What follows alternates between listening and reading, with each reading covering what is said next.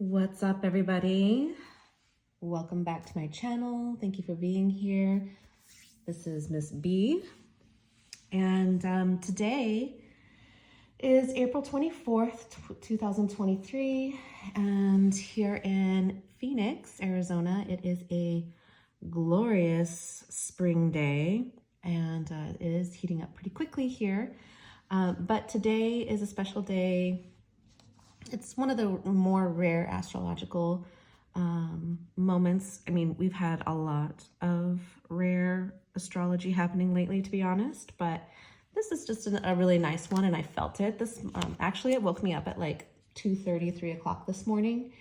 It is a sun conjunct the North Node today, and that's in Taurus right now. And the North Node is like our evolutionary focus.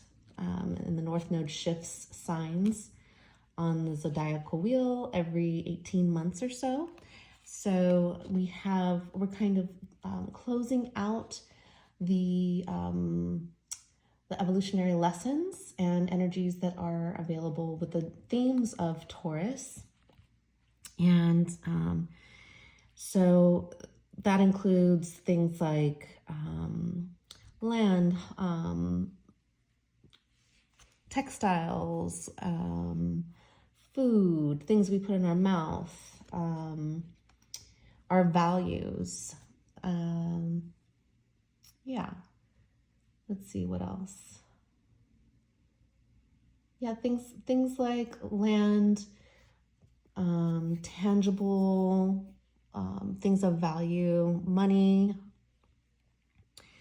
and there's more of it. That's not an exhaustive list. There's more to it than that. But this morning I felt the spring energy coming through really strongly, and everything here is blooming. People are out walking. There's people riding bikes. The bees are pollinating, and the birds are singing. Just an incredible amount of bright, vibrant, crisp energy. So I decided to get in here and do a little I Ching reading for the day and what evolutionary messages were available collectively under this Sun conjunct North Node. And I did have a little bit of a technical error, but I didn't want to do the I Ching over, because the message was so absolutely perfect. We had 6 yang lines to begin the message, and 6 yang lines, that's exactly what spring looks like to me right now. Everything that I have experienced the last few days, in particular this morning, just shot right up. So yang lines are straight, they're unbroken, and they hold a lot of masculine energy, thrusting, phallic, heat, sun, intensity, penetrating light. Yeah, so we have one moving line that provides us with an additional message, and then the moving line changes the hexagram to a new hexagram, which we can kind of think of as like a potential future outcome or potential future progression. So we have 1, the creative, to begin, and 44 as our potential future progression, which is attraction of the opposites. So that feels very lusty to me, especially after 6 young lines ready to move forward with all of that energy. And so right now, the creative is showing us how much potential is available. We are at full capacity, ready to move and do something, to initiate, to create, to plow, to seed, to take action. So as usual, I'll do a little translation. I'll read a little bit from the translations. And There is also always, when there is so many young lines, there's usually like a danger to such fullness of that capacity. And you just want to consider that if we move too impulsively, too quickly into something, that also could be just as harmful as it could be creative. So that's one thing to consider. And it's often part of some of the translations. They offer quite a bit of a balance to the hexagrams. And so from Dailiu, which is an out-of-published, I believe it's out-of-published, translation of the hexagrams. He says the first hexagram stands for heaven, the king, the leader, the father. Very masculine energy here, as I was saying. Let's see, the upper and lower trigrams and the two nuclear trigrams are all Qin, indicating heaven, movement, and strength. This structure imparts to the hexagram great energy, resulting in movement, the unceasing movement of the heavens, both day and night. Through its energy, heaven creates all beings which live and die, blossom and decay. Thus, the universe continues perpetually. The superior man contemplates this idea of heaven and the creative, imitates it, and constantly tries to perfect his mental and physical powers. In so doing, he contributes to society. The creative is the root of all the other hexagrams because it is composed of 6 unbroken lines. Qin indicates a leader or wise and experienced man who has vitality with which to create and construct. Applying too much strength, however, produces arrogance and failure. The creative is the strongest of the hexagrams, and if it comes to those who seek direction, they should observe caution in using their strength. Keep in mind the principles of rest and yielding, and just temperance, right? Let's see. So because we have a moving line, I'm going to read from the Tao Oracle for my moving line. I'm going to read that from the creative. And it's the 4th moving line. And I think that I love Dailiu's translations. I like to add other ones just to use more contemporary language and make it more accessible. So I'm going to read the translation of this moving line here, the 4th moving line from Mahadeva Padma. So the 4th line indicates remaining flexible. Your fear of failure is undermining the exhilarating experience of personal empowerment and expansiveness that naturally accompanies the creative. Let your intuition guide you. If it feels right in your gut, it is right. And that's part of the reason, that's a great message, because I really felt like coming in and getting a message today and sharing my energy with you all. So 44 is our last message here, and that's opposites attract. And Dailiu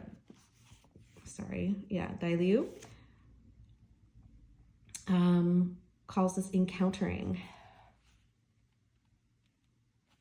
Nope, hold on a second. That does not look right to me. One moment, hold please. So now we have, oh yeah, my apologies, that's number 9. Well, I was looking forward to the lusty. I got all excited with the creative. But I'm glad I caught that error. So we have instead, what is number 9? Oh yeah, the taming of the small. Number 9, taming small. My apologies. All right, so we have yang energy, intensified strength, masculine, bright sunlight, creative expansion, and we have a caution to be temperate, and taming of the small expands on that just a little bit more. The taming power represented here is in learning to appreciate and work with times of having little influence. Due to circumstances beyond your control, any effort or any effect you can have now will only be experienced in ways that are so subtle they may seem downright invisible. The ego can experience such times as impossibly irritating and frustrating. You may be chomping at the bit to change the situation, yet all your attempts seem to fail. And especially with all that yang energy, it could be really frustrating if you're unable to move in the ways that you are pent up and ready to go. This can be all the more irksome, that's a fun word, when you clearly see the direction things are going, yet feel powerless to do anything that may steer them the right direction in your favor. This is a precious time for taking care of small things, paying attention to detail, and making repairs in preparation for greater possibilities of influence that will arise later on. You can work quietly behind the scenes now and be attentive to eliminating habitual and unproductive modes of behavior. Look within to see what attitudes you may be carrying at this time that undermine your sense of trust or your ability to deal with others from a stance of gentleness and receptivity. Avoid getting involved in the desires to push the river. Instead, practice watching events unfold with dispassion and with a passive alertness. Take a lesson from the spider. She works tirelessly to prepare her web, unbeknownst to those around her. However, many times her work may be damaged. She tends to the repairs as soon as she notices they are needed. She never postpones and she never seeks attention. Her strength is in her ability to blend in her own surroundings. She does what she needs to do without wasting energy. And when all her preparations have been tended to, she is able to be utterly still, utterly alert, and to wait in trust, and eventually some tasty opportunities will come her way. So I really actually love this. The metaphor of the spider, because in thinking about the young and the creative and the 6 lines, I think about the sun, blazing hot, high noon sun. And it's not as though the sun, it has its own purpose. It has its role to play, and it has its own timing. And it doesn't it doesn't chase. The sun doesn't chase anything.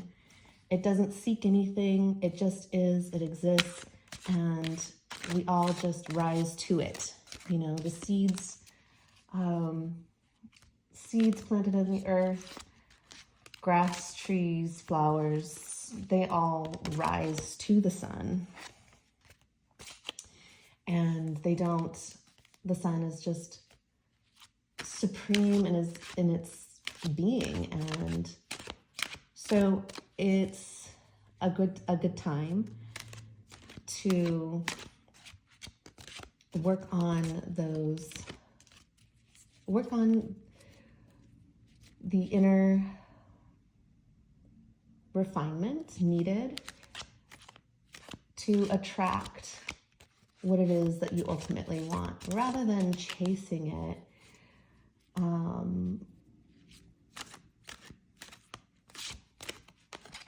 create the vibration, the frequency, the energetic match within yourself. Like the spider, weave within you your desires and wait for those energies to be fulfilled and come to you. That's what I'm getting. And that's my interpretation of those hexagrams. Yeah, so we have judgment. And so there's a brilliant image here. Trying to get the right angle for y'all. Judgment. So there's a call. And there's light coming up and out from the horn. The past is behind. And it's just so beautifully refined. And yeah, so there's things that need to be addressed, decisions to be made, or you've already made these decisions, but it's you're now kind of reaping. And the Four of Pentacles here is saying that there's probably some things that you could still let go of to make space for the new. So you'll need to make a decision here on what kind of things you're bringing in, essentially. Sticking with the theme of the spider. Sometimes her web gets broken or destroyed. Maybe she gets other kind of material stuck in there that weighs down the web, that she obviously doesn't feed from. So maybe removing, like not being afraid to make a move or shift things or let things go or do a little house cleaning, and making room for something of more substance to come through. And so you'll have to make a judgment on that. And yeah, that looks pretty good. Where'd my cards go? Here they are. And then,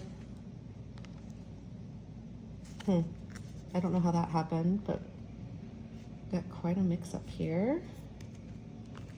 Let's just get one more. Oh no, that must be my cue. One more.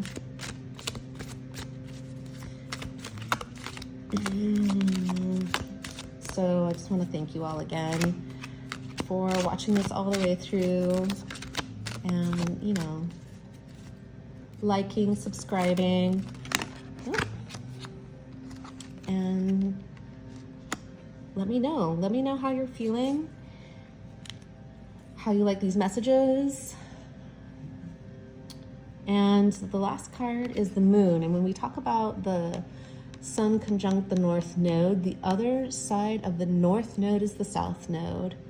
And these nodes serve the pleasure of the sun and the moon. So we have the energy of the sun, and here is the counter partner, the moon. So there's something in our deep subconsciousness, again, that we want to hold on to, or we tend to hold on to. And it's time to remove it. The call is there to rise above it, essentially.